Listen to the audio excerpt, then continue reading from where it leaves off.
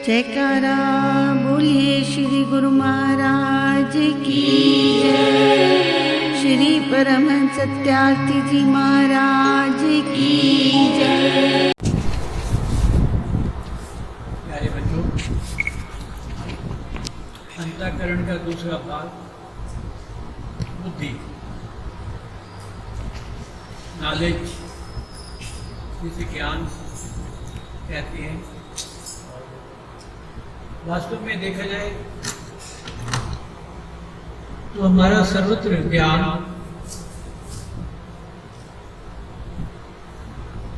का उद्गम जो पैदा होता है वो बचपन से होता है।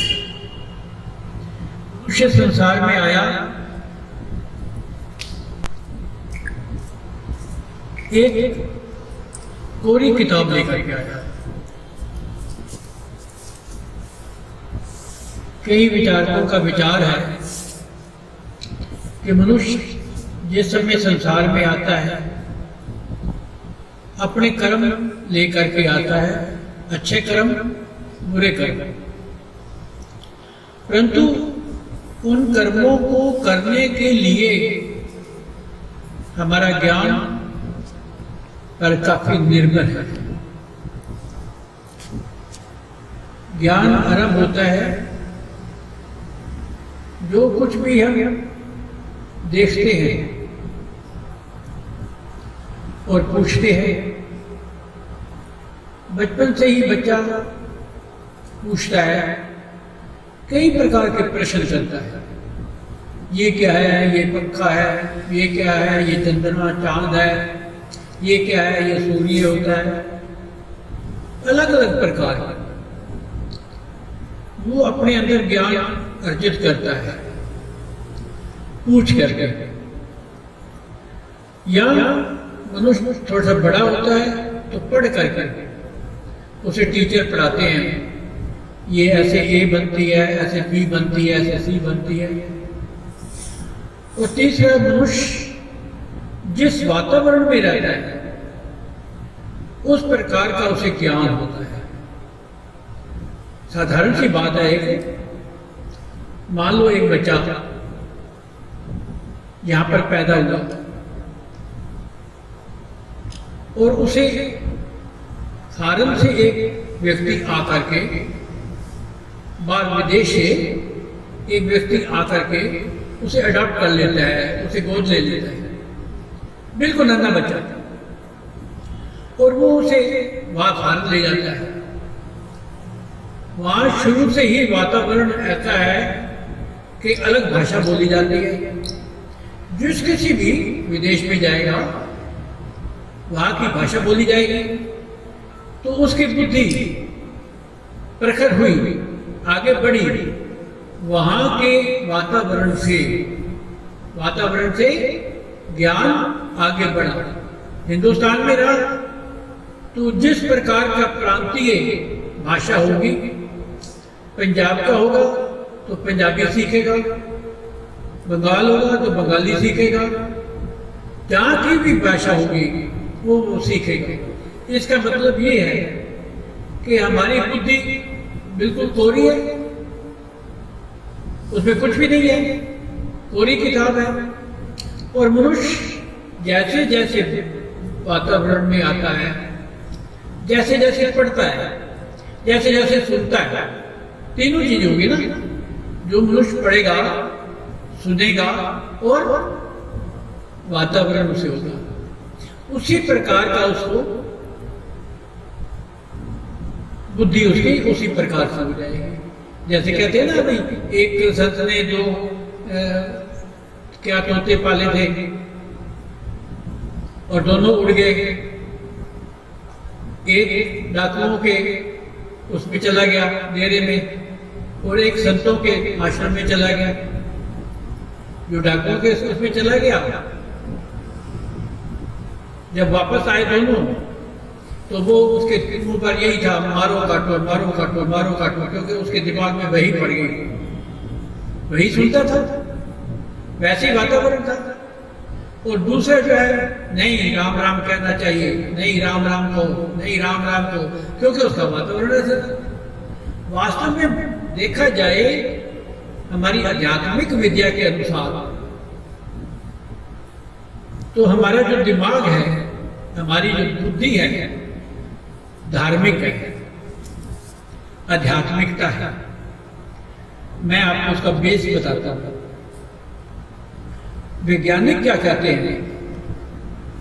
वैज्ञानिक कहते हैं कि जो कोई भी बोलता है या हम देखते हैं, उसका मैसेज हमारी रीढ़ की हड्डी पहले लेती है और उसके बाद दिमाग में पहुंचता है। ये वैज्ञानिक कहते हैं। अगर वो रीढ़ की हड्डी में पहले मैसेज पहुंचता है तो रीढ़ की हड्डी में, हमारी स्पाइन में 3 नाड़ियां होती हैं, पिंगला और सुषुम्ना। 3 नाड़ियां। सुषुम्ना नाड़ी हमारी ब्रह्मरंध्र तक जाती है, जिसमें हम जब योग विद्या करते हैं, समाधि अवस्था में जाते हैं, तो उस समय ब्रह्मरंध्र में जाकर के हमारा ध्यान टिक जाता है। इसका मतलब ये है कि जो बुद्धि, जो दिमाग हमारा उस योग विद्या में जाता है और अजीब अजीब नज़ारे देखता है, और वो नज़ारे, वो हमें नॉलेज, वो हमें ज्ञान जो समाधि अवस्था में प्राप्त होता है, कहां से आया? वो आया हमारा सतगुरुदेव जी।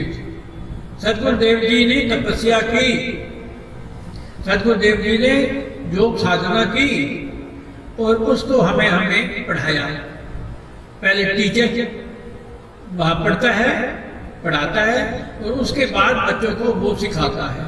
इसी प्रकार से हमारे ज्ञान गुरु देव भगवान, सतगुरुदेव भगवान हमें वो बताते हैं और दिमाग वो ही कैच कर लेता है, ले लेता है।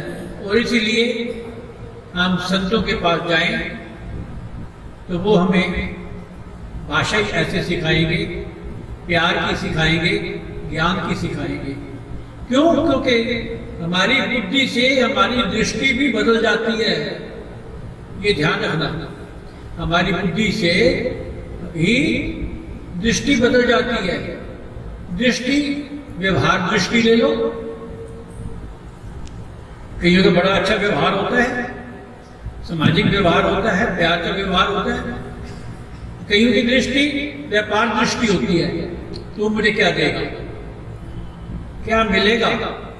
सत्संग में जाएंगे तो क्या मिलेगा? महापुरुषों के पास जाएंगे तो क्या मिलेगा? उसके दोस्त के पास जाएंगे तो क्या मिलेगा? नौकरी करेंगे तो क्या मिलेगा? सबसे पहले पैकेज पूछते हैं। तो ये है व्यवहार दृष्टि, ये है व्यापार दृष्टि। और तीसरी दृष्टि हमारी बदल जाती है, हमारा ज्ञान बदल देता है, वो होती है प्यार दृष्टि, सहज भाव। अगर कोई अच्छा कहता है तो भी ठीक है, बुरा कहता है तो भी ठीक है, अच्छा है तो भी ठीक है, बुरा है तो भी ठीक है। इसमें कोई संशय की वाली बात नहीं है। और ऐसा मनुष्य जो होता है वो चाहे अच्छे में पहुंचे तो भी अच्छा है, और अगर बुरे में पहुंचे तो भी अच्छा है। हम रामलीला या रामायण देखते हैं, कितना धैर्य है, कितना सहज भाव में प्रभु राम ने हर एक को गले लगाया, कितना मुस्कुराहट से हर एक को गले लगाया। तो ये हमारी बुद्धि है। उस बुद्धि से हम उसी प्रकार का सोचते हैं, उसी प्रकार का प्राप्त होता है हमें, और उसी प्रकार का हम उसको लेते हैं। हमारे सामने चाहे कितना भी कठिन कार्य आ जाए, कठिन समय आ जाए, मुसीबत का समय आ जाए, तो भी महापुरुष घबराते नहीं हैं। और बड़ा अच्छा समय आ जाए तो उनको कोई चिंता नहीं होती, ना दुख में दुखी होते हैं, ना सुख में सुखी होते हैं। एक भाव रहता है उनके हृदय में। क्यों? क्योंकि उनकी बुद्धि हमेशा अच्छाई की तरफ चलती है, बुराई की तरफ नहीं चलती, हमेशा अच्छाई। वो कहते हैं कि किसी बुरे में भी कोई हमारे लिए अच्छाई होगी। हमें जो कष्ट आया वो ये सोचते हैं कि हो सकता है वो ईश्वर, वो भगवान, वो सदगुरुदेव हमारी परीक्षा ले रहे हो। सोचने का ढंग है। मनुष्य अच्छे में भी सोचता है, बुरे में भी सोचता है। सोचना है उसने, उसका दिमाग चलना है, उसका सारा नॉलेज होना है। तो इसलिए मनुष्य को मैं एक छोटी सी बात बताता हूं। एक व्यक्ति, आप सब सोचोगे इसके बारे में, एक व्यक्ति के मन में आया, बुद्धि ने सोचा मैं सदगुरुदेव भगवान के पास जा रहा हूं, मेरे पास धन भी बहुत है, मैं कुछ धन लेकर के जाऊंगा। बात छोटी सी है, सेवा है। शरीर की सेवा नहीं कर सकते तो धन की सेवा करो, धन की सेवा नहीं कर सकते तो मन की सेवा करो, मन की सेवा का मतलब प्रचार प्रसार कर दो। अगर तुम्हारे पास इतना ज्ञान है तो उसका क्यों नहीं प्रसार प्रसार करते? करना चाहिए, करो। तो उसके मन में आया कि मैं मन की सेवा तो कर नहीं सकता, प्रचार प्रसार कर नहीं सकता, व्यापार में बहुत बिजी हूं मैं, और मैं तन की भी सेवा नहीं कर सकता, इतना समय नहीं है, क्यों ना धन की सेवा की जाए। देखो बुद्धि की बात, ज्ञान, उसका ज्ञान कहां पहुंचा और कैसे पहुंचा।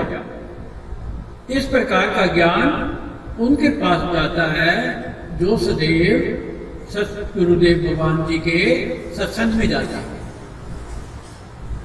सत्संग में जाते हैं जो मनुष्य, उनके मन में, उनके बुद्धि में इस प्रकार का ज्ञान आता है। और नहीं आते उनका ज्ञान व्यापार दृष्टि, उनकी प्यार दृष्टि नहीं बनती, व्यापार दृष्टि बनती है, सीधी सी बात। तो उसके मन में आया कि मैं धन की सेवा करूंगा।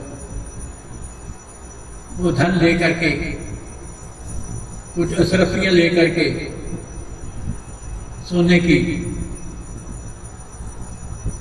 अपने गुरुदेव परमहंस रामकृष्ण जी के पास पहुंचा। और महापुरुषों को तो धन की आवश्यकता होती होती। धन की किस चीज की आवश्यकता है? और धन की आवश्यकता हो लाओ तो वो अपने भगवान के चरणों में भेंट कर देते हैं, उनके लिए बनाते हैं। एक दफा मैं हंसने लग पड़ा, एक जिज्ञासु आए नंगली साहब में, तो कहने लगे यहाँ रहने की व्यवस्था है? मैं कहा हाँ बेटे है। गर्मी है, एसी मिलेगा? मैं कहा एसी तो नहीं मिलेगा, कूलर मिल जाएगा।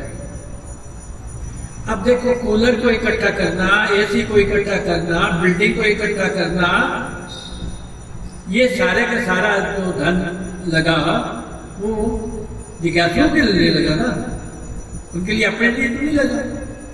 तो उसके मन में ये आया कि मैंने धन देना है, परमहंस जी को मैंने धन देना है। वो अशरफियां लेकर चला जी, ठीक है कोई बात नहीं। जाकर के उन्होंने प्रणाम किया, अशरफियां रख दी। परमहंस जी ने कहा ये क्या है? कहते जी कोई धन है। कहते मैंने क्या करना है, सब कुछ मिल जाता है। जिसके हवाले मैं हुआ हूं, जिसकी शरणागत मैं हुआ हूं, वो मेरी आवश्यकताओं को सारा पूरा कर देती है। मनुष्य अपने दिमाग में बहुत कुछ सोचता है। मैं तो कई बार हंसता हूं। अब सरकार ने कहा कि उसमें रहो, तो वो कीमती कपड़े कहाँ गए? कोट पैंट टाई वाई लगाई, ये वो, मैं आज मीटिंग में जा रहा हूँ, मैं आज वहाँ जा रहा हूँ, मैं आज वहाँ जा रहा हूँ। बढ़िया बढ़िया खाने होटलों के कहाँ गए? कितनी सादगी आ गई है, कितना सदयुग आ गया।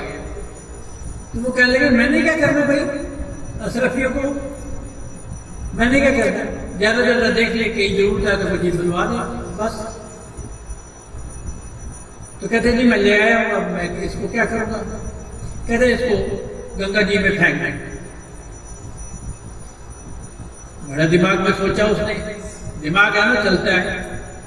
सोचा अशरफियाँ लेकर गया हो, उन्होंने मना कर दिया है और कहा है इसको गंगा में बहा दो, या तो कहते कहीं बांट दो, ये तो कहा नहीं, पर कहा है कि गंगा में बहा कर ले गए। गुरुदेव का कहना मानना था, पर जितने रास्ते में चलता गया मुड़ मुड़ के पीछे देखता गया, शायद मुझे गुरुदेव वापस बुला लें, वापस नहीं बुलाया। आकर गंगा जी के घाट पर कूद गया। इधर उधर देखा पर इतना रश था, कहने लगा भाई मेरे पास अशरफियां हैं, ले लो। किसी ने सुनी नहीं बात, सब अपने अपने। कहने लगा फिर कैसे करूं? उसने एक अशरफी निकाली और घाट पर ऐसे फेंक दी। उसकी आवाज हुई, सारे लोग इकट्ठे हो गए, सारे लोग इकट्ठे हो गए। दूसरी ऐसे फेंक दी, फिर उठाई, उठा के गंगा में फेंकी। तीसरी फेंकी, फिर उठाई। परमहंस रामकृष्ण जी ने एक शिष्य को कहा जाकर देख तो सही, कहीं वो अपने दिमाग की उलझन में तो नहीं फंस गया। गया, कहने लगे क्या कर रहे हो भाई? कहते मैं देख रहा हूं ये असली है या खोटी है।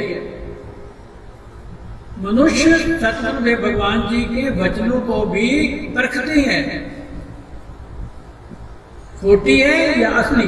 कहते तुम्हें समर्पण जो करना है, खोटी हो या असली हो, तूने समर्पण करना है, समर्पित कर दे। उसने कहा अच्छा। फिर भी एक एक करके फेंकने लगा। मन है ना, दिमाग है ना, ऐसा सोचने लगा। परमहंस जी खुद पहुंचे, कहते अरे बाबा क्या एक एक फेंक रहा है, फेंकनी है तो इकट्ठी फेंक दे, इकट्ठी फेंक दे। त्याग करना है तो इकट्ठा त्याग कर दे। ये दिमाग में मत उलझ। सिर्फ एक सतगुरुदेव भगवान जी का कहना, दयाल प्रभु जी का एक कहना कि जाके तपस्या करो, दूसरा सोचे ही नहीं, जाकर के तपस्या की, सोचे ही नहीं उसके बारे में। इसलिए सतगुरुदेव के प्यारे बच्चों, हमारा दिमाग अच्छाई की तरफ चले तो अच्छाई की तरफ चलता है, बुराई की तरफ चले तो बुराई की तरफ चलता है। परंतु जिन बच्चों को वातावरण धार्मिक मिलता है, जिन बच्चों को वातावरण अच्छा मिलता है, जो बच्चे अच्छी किताबें पढ़ते हैं, खराब नहीं, बुरी नहीं देखते, जिन बच्चों को वातावरण हेरिडिटी और एनवायरनमेंट होता है, दोनों को अच्छा मिलते हैं, तो अपनी बुद्धि को अच्छा करते हैं। इसलिए हे मनुष्य, तो वास्तव में अपनी बुद्धि को धार्मिक लेकर के आया था, उन गाड़ियों से संबंधित था, परंतु तूने अपनी बुद्धि को संसार में आकर लिपायमान कर दिया। इसलिए ये कुबुद्धि बन गई है, इसे सुबुद्धि दो और अपने सतगुरुदेव भगवान जी के चरणों में अपने दिमाग को, अपनी बुद्धि को, अपने विचारों को, अपनी दृष्टि को हमेशा के लिए लगा दो, ताकि आपका कल्याण हो। हरि ओम तत्सत, हरि ओम तत्सत, हरि ओम तत्सत। सतगुरुदेव भगवान